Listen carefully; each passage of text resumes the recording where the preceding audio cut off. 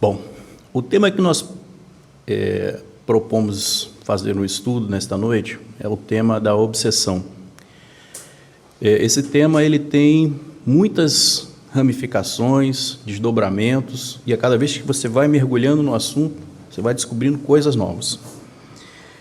O nosso objetivo aqui hoje é trazer os aspectos gerais para que nós possamos entender como funciona um processo de obsessão e, uma vez entendido, nós também possamos, de alguma maneira, nos defender, né, nos proteger. Existe um grande estudioso do tema, apesar de nós recebermos muitas informações através do próprio Chico, né, da literatura,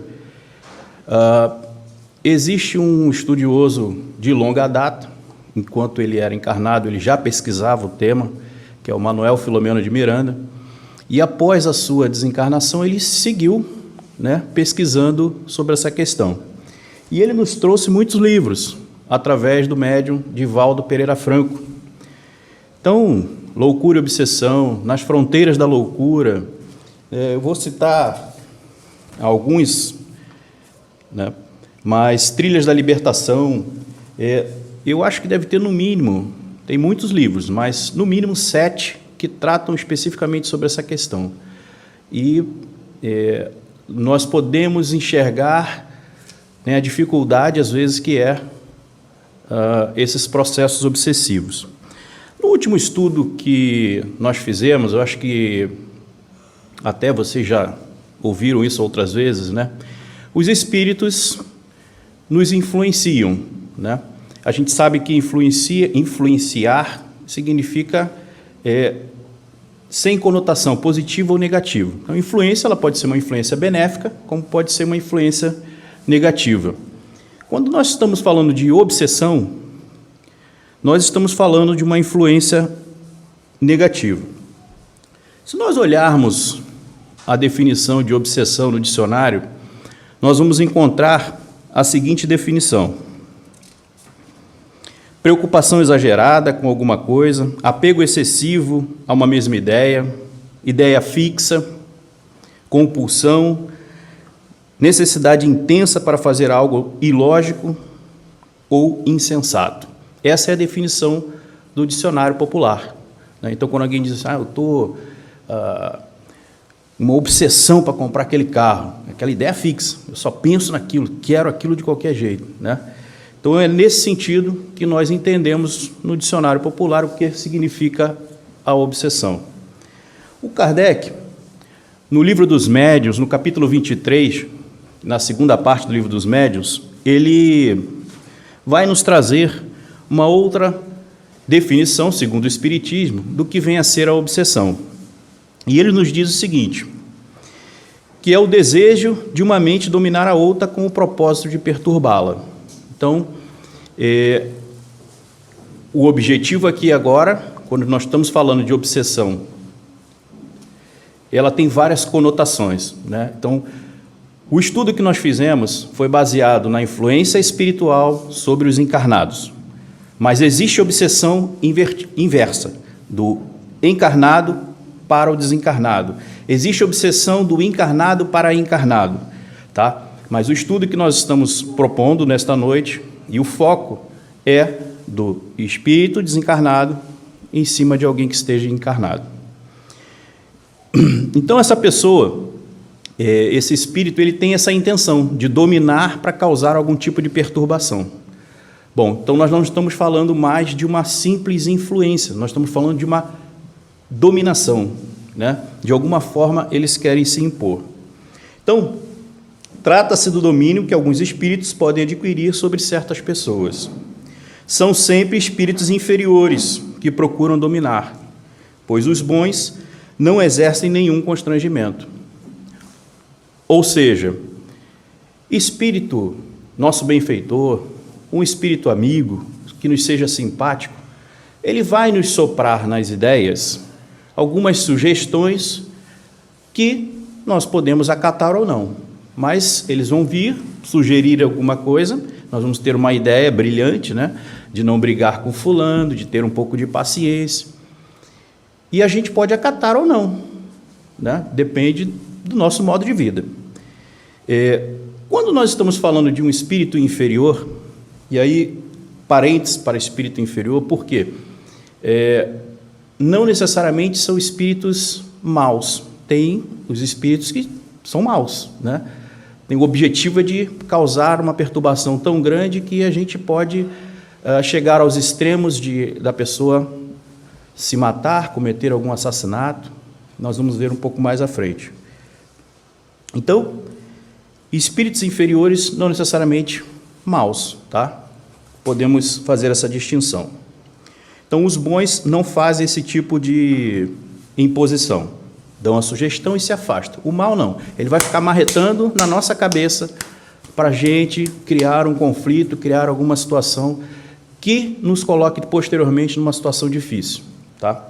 Allan Kardec, no livro O que é o Espiritismo, ele diz o seguinte: a obsessão, qualquer que seja a sua natureza, é independente da mediunidade e se encontra, de todos os graus, em grande número de pessoas que nunca ouviram falar do Espiritismo. Então quer dizer que eu não preciso ser médium para sofrer influência? Não. Médium ostensivo, não.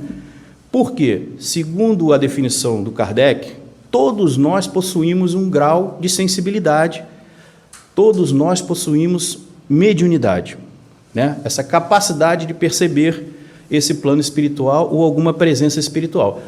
Os graus variam. As pessoas que têm essa percepção de forma mais ostensiva é que são assim caracterizadas de médium, mas todos nós, de certa forma, conseguimos perceber, se tivermos aí um pouquinho de atenção, esta influência.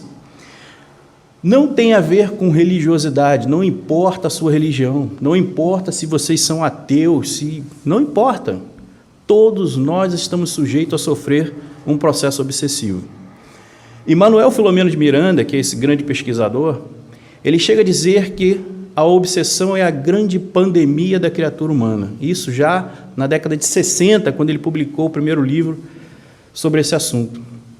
Então, é uma pandemia, né, que afeta a todos indistintamente. Kardec, então, através de suas pesquisas, dos seus estudos, ele classificou a obsessão em 3 graus, 3 níveis diferentes. Obsessão simples, nós já vamos ver o que significa, fascinação e subjugação. Bom, como é que funciona uma obsessão simples? Apesar do nome parecer uma coisa simples, né? Mas não tem nada de simples, né? É só uma nomenclatura para distinguir talvez das outras. É uma obsessão simples. A grande diferença para os demais graus, ou principalmente para a questão da fascinação, é que a pessoa tem consciência de que está sendo influenciada, né, que está perdendo o controle, porque às vezes não acredita em nada. Ela pode só estar dizendo, eu perco o controle. E aí nós temos, num processo de obsessão simples, essa percepção, né? E nas pesquisas, né, que eu estava fazendo até para ilustrar a questão da palestra, eu descobri um site que chama-se Abrata, é uma associação lá em São Paulo, e lá nesse site, na página principal, né, e eu estava vendo o relato das pessoas. Na verdade, a Abrata é a Associação Brasileira de Familiares, Amigos e Portadores de Transtornos Afetivos, tá? E o tema lá principal é transtorno bipolar. Transtorno bipolar. Aquelas pessoas que têm, né, aquele surto repentino, isso é o que caracteriza um processo obsessivo simples. A pessoa tem o surto e depois toma consciência do que fez, pede desculpa, em alguns casos vai procurar tratamento, vai procurar de alguma maneira tentar se reajustar. E eu vi diversos relatos, né? A gente sabe que determinadas situações, determinadas químicas, né, do nosso organismo podem causar, sim, irritações ou não. A gente depois vai também comentar sobre isso. Mas aí eu peguei alguns relatos, e um deles, né, é que a gente precisa ter esse conhecimento. Eu vou dizer só o primeiro nome, é Sandra. E ela diz o seguinte: tomo remédio indicado pelos psiquiatras, mas nenhum deles me deu um diagnóstico. Foi lendo a bula e eu mesmo pesquisando que descobri a Abrapa, que é a Brata, que é essa associação. Estou em choque, porque ninguém me falou o que realmente eu tenho. Já me envolvi em várias brigas no trânsito. A gente está falando de mulher, tá? E sempre acho que estou 100% certa. Já saí no soco com pessoa que nunca vi, porque me senti provocada em uma conversa na costureira. Nunca fico mais de 3 meses em um emprego. Sempre ganho a conta pela falta de um bom relacionamento no ambiente de trabalho. E por aí vai. Reconfortante saber que não sou louca, como meus familiares dizem. Chego às vezes a pensar que realmente posso estar ficando louca. Ela botou aqui entre parênteses esquizofrênica. Mas não tem como eu saber. Onde mora não tem psiquiatra, tampouco terapias. O que me deixa ainda mais receosa, pois estou cada vez mais agressiva e violenta. Isto com pessoas que mal conheço. Cada dia, quando saio para trabalhar, penso, qual a confusão que vou me envolver e destruir minha vida. Penso que o melhor era realmente eu pôr um fim eu mesma nisso tudo de uma vez. E esses relatos a gente vê se repetindo. As pessoas ali respondem, se apoiam, né? E a gente vê que é típico de um processo obsessivo. Então, trazendo um outro exemplo, né? Se eu tenho lá minhas características despóticas, né? Minhas manias de grandeza, né? Eu posso receber uma sugestão e eu achar agradável. Como eu disse, o Espírito vem e me sugere alguma coisa, eu posso achar agradável ou não. E numa convivência familiar, em algum momento você tem alguns contrapontos, né? E eu posso me sentir ofendido. Veja, exemplo, eu estou lá pensando, trabalhando e de repente me chega a sugestão. Porque eu estou em conflito em casa, as pessoas estão me pressionando por uma determinada questão e eu quero me impor. E chega a sugestão. Por que você não diz para eles que quem manda em casa é você? Por que você não diz coloca todo mundo no lugarzinho deles? Por que você não faz isso? Não é você que paga todas as contas? E aí, essa ideia me ocorre por acaso, e eu dou aquele meu sorrisinho de Mona Lisa, aquele de canto de boca, porque aquela sugestão me é agradável. Eu gostei da ideia.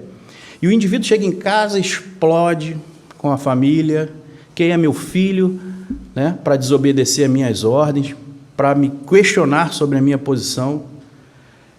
E a família, a gente vê nos depoimentos ali do pessoal, né, que a família fica extremamente constrangida, né, e fica pisando em ovos, porque sabe que aquela criatura está em surtos repentinos, só que ao contrário de alguém que busca ajuda, eu gostei da sugestão.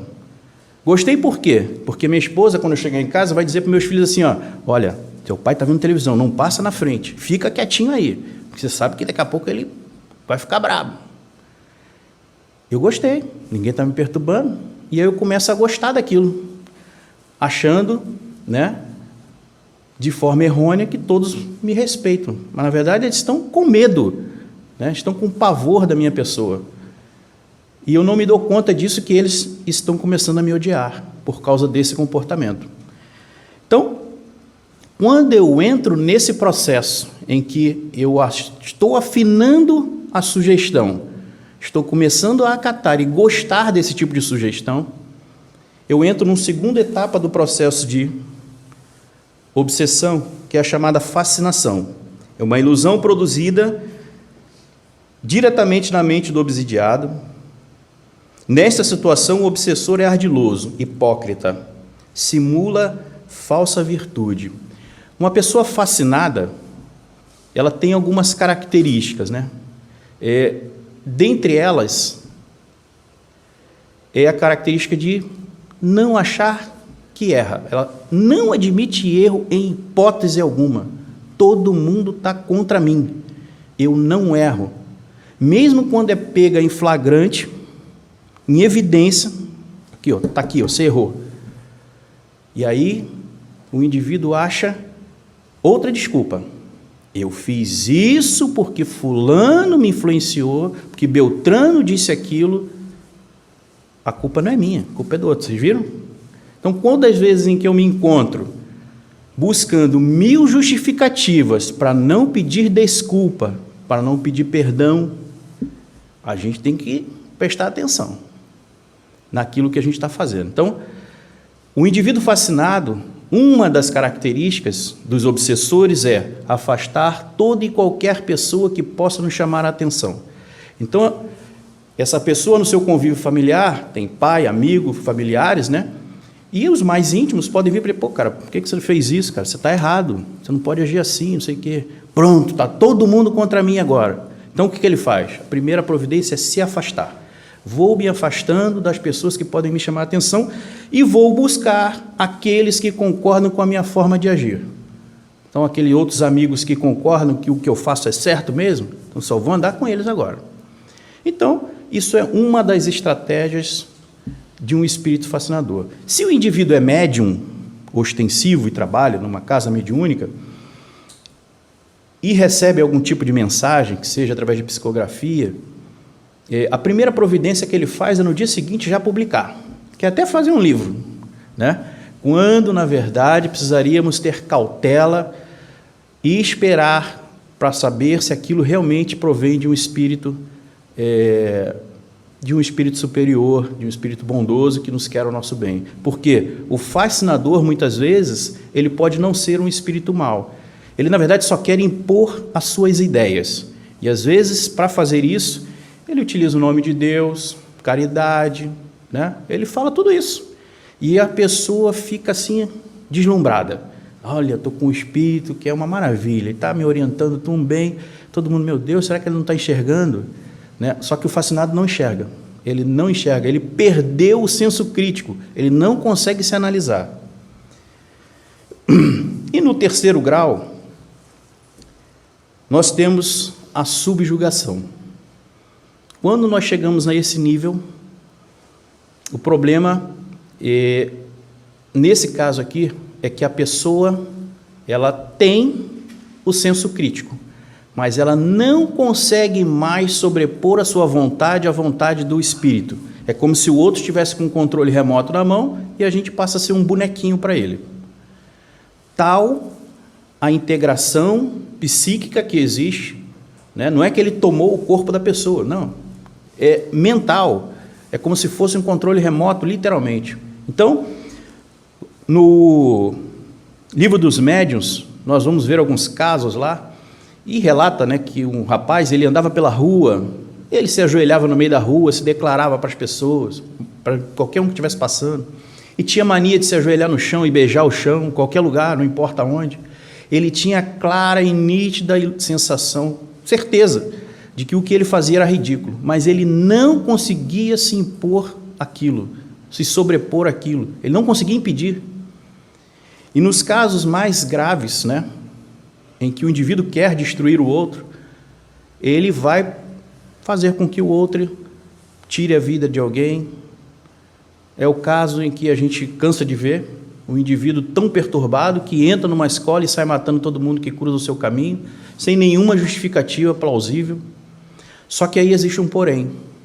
Como o objetivo é destruir o outro, assim que comete o assassinato ou tira a vida de um familiar, o que seja, o obsessor se afasta e deixa ele diante da cena.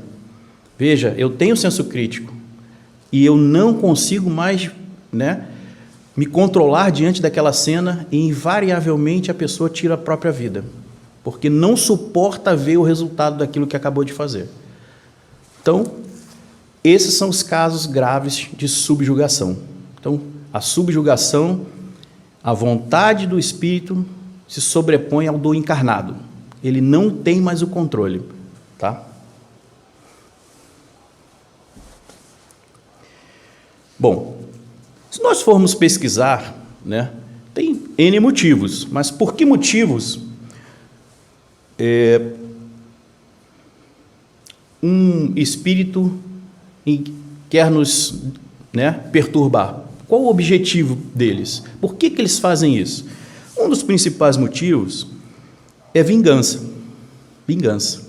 Nós já tivemos várias existências, e nessas existências, muitas das vezes nos comportamos de forma equivocada, né? Nós nos achávamos assim a pessoa mais inteligente e esperta da face da terra. Enganava, traía a confiança do outro, né? E muitas das vezes levava o outro à morte sem remorso, e achava que a gente era o mais esperto da face da terra. Só que isso tudo tem consequência. Não são todos os espíritos que vão seguir-nos, que vão nos perseguir posteriormente. Muitos nos perdoam, entendem que nós estamos ainda num processo evolutivo e temos muitos e graves defeitos. Porém, outros não. Vão seguir essa perseguição de modo ostensivo, até que eles acham, né, que estão fazendo justiça com as próprias mãos. Então, um parêntese, a gente acha assim, poxa, eles fazem isso por maldade, né, eles são maus. Não, às vezes não. Às vezes, né, estão fazendo aquilo por uma consequência que nós startamos lá atrás no passado, e muitas vezes eram pessoas que nos amavam, que confiavam cegamente na gente, e, de alguma forma, eu traí a confiança. Eu fiz e aprontei, brinquei com os seus sentimentos, e esse é o relato que nós encontramos aqui quando estamos fazendo um trabalho de desobsessão, né? Fulano não mudou, por isso que eu sigo perseguindo ele. Beltrana não mudou, por isso que eu sigo perseguindo ela. E assim segue. Ódio que lhe desperta a inveja no bem, um outro motivo. Então, algumas pessoas, né, são perseguidas por simples motivos de inveja. Tanto aqui na nossa vida, aqui, todos nós encarnados, né, algumas têm inveja, e aí fazem de tudo para perturbar. Os espíritos a mesma coisa, alguns nos perseguem por simples inveja. Tá? Há espíritos obsessores sem maldade, que são até mesmo bons, mas dominados pelo orgulho do falso saber, que é a questão, em alguns casos, da questão da fascinação, né? Eles querem impor as ideias deles, e para impor as ideias deles, eles fazem de tudo, né? Não necessariamente são maus, só querem que todo mundo obedeça ao que eles falam, que acredite no que eles falam. E adversário do espiritismo. Por quê? Porque o espiritismo abre as cortinas e nos permite enxergar além, né? Mostrando todas essas nuances da nossa vida, né? Que nós estamos em constante relação com esse plano espiritual. Bom, nós temos várias imperfeições morais, né? A não ser que tenha aqui, me perdoe se tiver algum espírito, né, missionário, mas todos nós temos alguma imperfeição moral porque estamos num processo de aprendizagem, né? Estamos num planeta de provas e expiações, não é por acaso, é afinidade magnética. Se eu não mais compactuo com isso, eu automaticamente não consigo mais nem que eu queira viver aqui, a não ser que eu peça, né? Os espíritos que coordenam tudo, por exemplo, eu preciso ir lá porque eu preciso ajudar tal pessoa, e aí né, os espíritos missionários vêm até nós, mas a grande maioria está aqui, não é por acaso, né? Nós estamos aqui magneticamente porque, de alguma forma, existe uma afinidade no conjunto, em parte com um, em parte com o outro. Então, egoísmo, raiz de todos os problemas, segundo está lá no Livro dos Espíritos, a raiz de todos os problemas está na questão do egoísmo. Maledicência. No Livro dos Médiuns tem um caso, inclusive, que o Kardec recebe uma orientação porque existiam duas irmãs que viviam sendo obsidiadas, né? Um problema grave, e eles conseguiam ajudar um espírito, esclarecê-lo, e ele desistia, e de repente vinha outro, e eles, os benfeitores então mandaram um recado para elas, para que elas cessassem de falar mal dos outros, porque aquilo estava sendo um chamariz, né? E elas não tinham essa consciência. E o Kardec então disse assim, eu vou talvez dar o recado, porque era um recado tão ostensivo, assim, tão firme, né? E ele falou assim, não, eu vou falar isso aí de outra maneira, e os espíritos, não, tem que dizer para ela desta forma que eu estou lhe dizendo, porque elas precisam ter consciência do que estão fazendo, elas não se dão conta disso. Então, muitas das vezes, o mal está dentro de nós, né? E a gente nem se percebe disso. Então, alguns daqueles que estavam perseguindo foram caluniados por elas no passado. e por isso a perseguiu. Glutonaria, agora minha esposa vai dizer que eu estou obsidiado agora. Glutonaria vem de glutão, de gula, né? Existem obsessões que são do indivíduo que come desesperadamente como se não houvesse amanhã e vai desencarnar às vezes por conta disso. O inverso também, tá? Então, a gula em excesso são as pessoas que comem compulsivamente, até passar mal, até botar tudo para fora. E o contrário é a mesma coisa, é a pessoa que tem aversão à comida e se acha extremamente gorda. Então, pessoas extremamente magras, mas que são chamadas anorexia, né? E ela não consegue comer. E aí existem tratamentos para que a pessoa se alimente. Então, existem os dois lados, né? Alcoolismo. Bom, alguns espíritos se vinculam a determinadas pessoas porque elas têm, né, esse vício do álcool. Elas gostam. Então, vão atrair que tipo de espírito para junto delas? E espíritos também que gostam de usufruir daquilo. Então, o alcoolismo, muitas vezes, acaba sendo o quê? Esses espíritos que gostam muito acabam impulsionando uma vontade embrionária que o cara deveria, de alguma forma, tentar frear, acaba extravasando. Sensualidade ou sexo, né? Se não me engano, no livro Trilhas da Libertação, né, tem um item lá, que são 4 itens, eu até falei numa última palestra, né, que são os itens que eles gostam de utilizar para nos atingir, que são os mais comuns. E ele diz lá, o homem é os espíritos obsessores, né, o gênio lá das trevas, que é um capítulo do livro. O homem é um animal sexual que, se compraz no prazer, deve ser estimulado ao máximo, até a exaustão, aproveitando-se-lhe as tendências, e quando ocorrer o cansaço, levá-lo aos abusos, às aberrações. Então, o objetivo é sempre o orgulho. O orgulhoso, como eu disse, não erra, então dificilmente ele vai aceitar que está, né, em algum processo obsessivo. Não erra, eu sou sempre perfeito. E a cólera, que são as pessoas irritadiças, né? Qualquer coisinha se irrita, né, se explode, não consegue, não se controla, não tem paciência com nada. Aqui estão alguns itens, mas existem outras, drogas, né? Tudo isso atrai esses espíritos inferiores que muitas vezes vão se vincular a nós e estamos aí vivenciando um processo obsessivo. Bom, eu vou agora para um caso, até para ilustrar o que a gente está conversando, que está no livro Ação e Reação. Esse livro foi psicografado por Chico Xavier e essa história nos foi trazida lá por André Luiz. Havia um fazendeiro muito rico e ele tinha 3 filhos, né? Ele desencarna e os filhos herdariam a herança, que era muito dinheiro, suficiente para os 3 viverem bem. Porém, um dos filhos, cego pela cobiça, né, achou que iria tramar alguma coisa para ficar com todo o dinheiro. A ideia lhe surgiu na mente e ele achou que vou ficar com todo o dinheiro para mim, tem que bolar algum plano. E ele então resolve tirar a vida dos outros 2 irmãos para ficar com o dinheiro da herança somente para ele. Então ele dá um remédio para os 2, coloca na bebida e os chama para pescar como eles sempre faziam, num lago da fazenda.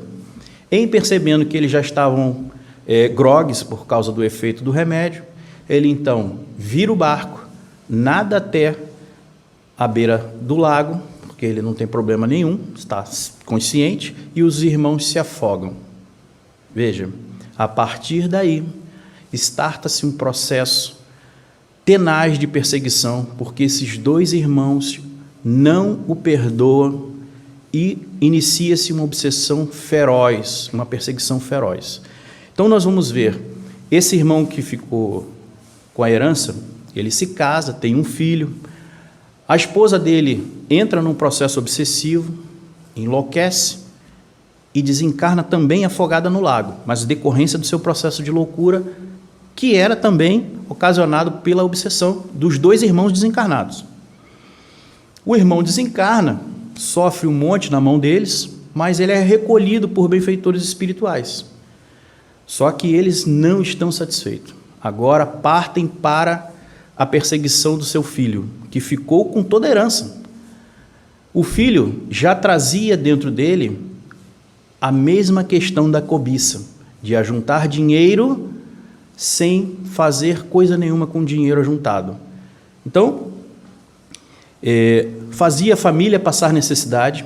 Então a mulher não sabia, mas ele tinha uma fortuna no banco e uma fortuna dentro de casa, mas ele não gastava dinheiro, passavam necessidade, porque o objetivo dele era juntar dinheiro porque no futuro nós podemos passar necessidade. Bom, Silas então, que é um benfeitor, vai com o André Luiz até a fazenda, porque era lá que o episódio se desenrolava. E lá chegando, o objetivo era trazer alguns ensinamentos para o André Luiz, porque o André Luiz era um aprendiz, né, no plano espiritual. E chegando a casa, o Silas conversa com os dois irmãos, que é o Clarindo e o Leonel, que são os dois obsessores, e eles dizem, né, que eles eram vítimas e blá, blá, blá.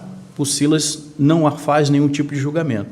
E, de certa forma, eles baixam a guarda, né? E o Silas, no desenrolar da conversa, pergunta para eles, como é que vocês conseguem fazer esse processo? E aí, olha o que eles falam. E aí, os espíritas também têm que estudar, porque senão... Vamos lá. O mais feroz dele, que era o Clarindo, né, que era o mais brutalizado, explica para ele que... como é que eles produzem, Silas perguntou, né? Como é que vocês produzem essa subjugação? Sim, nós aprendemos nas escolas de vingadores, tem escola do lado de lá, que todos possuímos, além dos desejos imediatistas comuns, em qualquer fase da vida, um desejo central, ou tema básico dos interesses mais íntimos. Por isso, além dos pensamentos vulgares que nos aprisionam à experiência rotineira, emitimos com mais frequência os pensamentos que nascem do desejo central que nos caracteriza. Pensamentos esses que passam a constituir o reflexo dominante de nossa personalidade. O que ele está querendo dizer aqui? Que ao longo do dia nós temos vários desejos e pensamos na nossa alimentação, nós pensamos no trabalho, nós pensamos talvez no carro, um monte de coisa. Só que ao longo do dia eu tenho dentro de mim algum desejo, né, que se sobrepõe a tudo isso, que é esse desejo central. E é ali que eles vão atuar. E eles seguem. Conhecido, ele diz aqui, desse modo, é fácil conhecer a natureza de qualquer pessoa, em qualquer plano, através das ocupações e posições que prefira viver. Assim é que a crueldade é o reflexo do criminoso, a cobiça é o reflexo do usurário, a maledicência é o reflexo do caluniador e o escárnio é o reflexo do ironista. E a irritação, o reflexo do desequilibrado. Tanto quanto a elevação moral é o reflexo do santo. Conhecido o reflexo da criatura que nos propomos retificar ou punir, aí ele completa aqui. Assim, é muito fácil superalimentá-la com excitações constantes, robustecendo-lhe os impulsos e os quadros já existentes na imaginação, e criando os outros, que se sobreponham, nutrindo desta forma a fixação mental. Então, eles não colocam o que nós não temos dentro de nós. Observam-nos, porque nós estamos o tempo todo irradiando esses pensamentos, e, ao perceber esse desejo central, então, se o indivíduo tem lá aquela tendência em beber, ao longo do dia ele vai pensando, várias vezes ao longo do dia ele vai pensando em bebida. E aí, é presa fácil. Por quê? Eles vão colocar, nesse caso aqui, eles colocam dois espíritos que são extremamente apegados a questões materiais e só pensam em dinheiro. Eles colocam esses dois espíritos juntos do filho do irmão, né? Para que ele não conseguisse pensar em outra coisa que não fosse dinheiro. Então, o irmão vai se afundando cada vez mais naquele pensamento. Então, o que tem que ficar claro? Eles não vão colocar nenhum vício que nós não temos. Então, assim, vamos estimulá-lo, né, alguma coisa e eles vão lá e vão tentar... Não, isso aí para mim não faz a menor diferença. Então, não é aquilo que eles vão atuar. Eles vão atuar em cima da questão que nos é fragilidade, que nós temos fragilidade. E sorrindo, o inteligente perseguidor disse sarcástico. Nessa hora o André Luiz já estava assim, terrorizado, né? Cada um é tentado exteriormente pela tentação que alimenta em si próprio. Indiscutivelmente, a exposição é perfeita, disse Silas. Cada qual de nós vive e respira nos reflexos mentais de si mesmo, angariando as influências felizes ou infelizes que nos mantêm na situação que buscamos. Bom, tratamento, né? Quais são os tratamentos que existem e que nós devemos buscar num processo, identificando um processo obsessivo, né? Bom, são vários, mas eu elenquei algumas questões aqui. Primeiro é a questão da oração, né? O indivíduo, num processo de obsessão simples, veja, ele tem consciência de que está tendo aqueles surtos psicóticos, como aqui, ó, no caso da associação lá do pessoal que tem transtorno bipolar. As pessoas sabem e elas querem se melhorar, então estão buscando. Então, na nossa prece, na nossa oração, pedir a Deus força para vencer aquela má tendência que ainda existe dentro de nós, seja ela qual for. Eu preciso me modificar. Certa vez o Chico, tratando de uma menina que tinha muitos espíritos a perturbando, e ele conseguia recuperar um, recuperava outro, e naquele frenesi, o benfeitor disse para ele, olha, vocês têm que se concentrar na evangelização da menina. Aí ele disse, não, mas tem muitos espíritos, a gente precisa tratar os espíritos e socorrer esses espíritos. E o benfeitor parou, pensou e disse para ele, o que é melhor? Curar a ferida ou continuar espantando moscas? Porque às vezes, se a pessoa não se modifica, por mais que a gente convença o espírito a deixar aquela perseguição, vai vir outro. Porque eu continuo emanando aquela mesma questão, mal resolvida dentro de mim. É igual o lixo que você não joga fora, vai continuar atraindo mosca. Trabalho. Né? Uma pessoa que tenha uma ocupação, trabalho remunerado ou não, uma ocupação, né? Ela vai estar com a sua mente voltada para aquilo que está fazendo. Por isso tem as terapias, né, relacionadas a trabalho, terapia ocupacional, né, para que a pessoa se ocupe a mente, se concentre naquilo que está fazendo, porque você tira o foco. E aí você para de ser bombardeado com imagens, né, e ser pressionado em cima daquilo que é o teu ponto fraco. Você começa a desvirtuar a mente para outras coisas. Então o trabalho é um santo remédio. Caridade. Caridade não digo nem caridade material, é a caridade de se predispor a visitar alguém que esteja passando por alguma situação difícil, de levar uma palavra amiga a alguém. Isso é caridade. Mudanças de hábito. Então, se a pessoa não muda o hábito, como eu já disse, as pessoas não melhoram, né?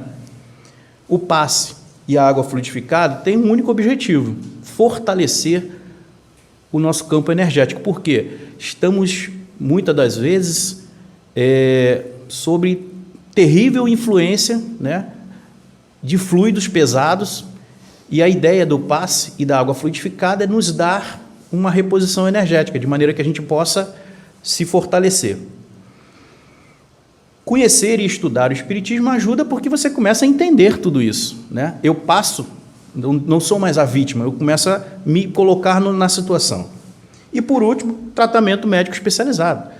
Por isso que existe... Deus nos deixou aí a psiquiatria, a psicologia. É uma pena que eles ainda muitos não admitem, né, a existência do espírito sequer, mas existem sim, né, terapias e técnicas que são desenvolvidas por médicos, né, que nos conseguem, olha, eu tenho tal vício, né, eu preciso parar de pensar nisso. Eles têm técnicas para fazer você fazer outra coisa, pensar em outras coisas. Então, o tratamento médico também é recomendado. Bom, para encerrar, desculpa ter passado aí do nosso horário, né? Eu acho que a receita básica de tudo isso, para a gente não ser vítima, né, dessa situação, dessa pandemia, é seguir aquilo que Jesus nos disse: fazer aos homens tudo o que quereis que eles vos façam, porque a lei e os profetas. Tratai todos os homens da mesma forma que quereria que eles vos tratassem. Então a gente tem que pensar o que a gente está fazendo hoje. Será que eu estou enganando alguém? Será que eu estou sei lá, brincando com o sentimento de alguém? Então, a gente tem que pensar. Isso pode ter consequências. E o Chico uma vez disse, o Cristo não pediu muita coisa, não pediu que nós subíssemos o Everest. A única coisa que ele nos pediu foi que nós nos amássemos uns aos outros. Receita básica, ensinamento básico, que se a gente colocar isso em prática na nossa vida, a gente se anestesia de pelo menos contrair novos inimigos, né? Novos perseguidores, e uma vez mudando, eles não conseguem mais nos atingir, porque eu mudei a minha faixa vibratória. Então agora eles não conseguem mais me atingir. Simples assim. Muito obrigado a todos, desculpa aí pelos horários, e encerramos por aqui. Tchau, tchau.